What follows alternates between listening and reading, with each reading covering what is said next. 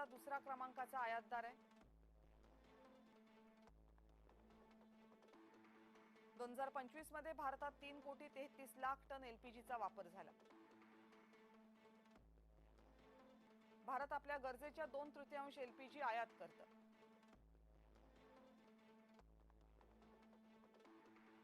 पंच्याऐंशी 90% एलपीजी आखाती देश पुरवतात।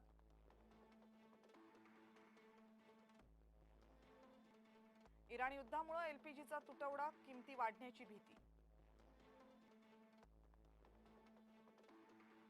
प्रोपेन आणि ब्युटेन वायूंचा वापर करून अधिकाधिक एलपीजी निर्मितीचे सरकारचे आदेश। केंद्र सरकारकडून आपत्कालीन कायद्याचा वापर।